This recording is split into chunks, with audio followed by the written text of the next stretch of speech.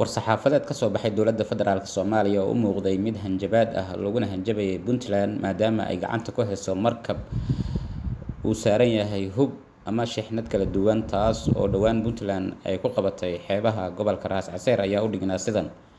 war-saxaafadeedka ka soo baxay dowladda federaalk Soomaaliya ayaa lagu yiri dowladda federaalk Soomaaliya waxa ay dalbanaysaa in si degdeg ah oo shuruud la'aan ah loo sii daayo markabka maadaama uu sido shixnad sharci ah oo loogu talagalay ujeedooyinka difaaca oo lagama maarmaanka u ah sugidda amniga iyo xasilloonida dalka oo ay ku jirto Puntland ayaa lagu yiri war-saxaafadeedka.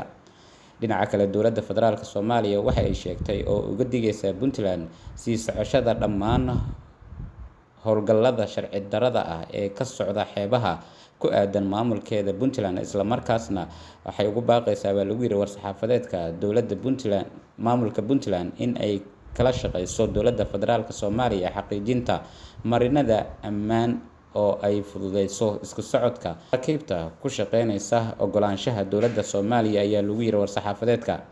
dowladda federaalk Soomaaliya waxay cadeynaysaa inay ka go'an tahay ka hortagga falalka burcadbadeednimo iyo weliba maxkamadeynta shakhsiyaadka iyo kooxaha ku lugta leh burcadbadeednimada iyada oo la raacayo baa lagu yiri war-saxaafadeedka xeerka ciqaabta qaranka iyo kuwa caalamiga.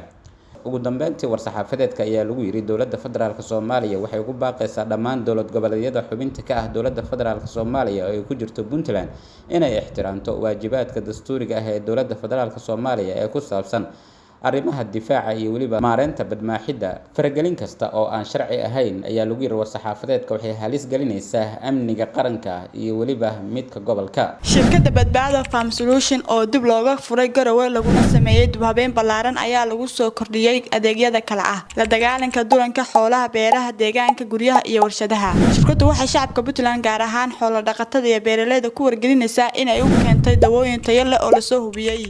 shirkadda badbaado Farm Solution waxaa kuugu diyaar ah markasta Dr. Cali Nuur Xuseen Ducaale oo shahaadada PhD-ga ka qaatay wax soo saarka beeraha iyo xoolaha kana soo shaqeeyay dalal badan oo Afrika iyo Aasiya ah. wixii faahfaahin intaasi dheer kala xiriir telefoonada shaashada ku xardhan.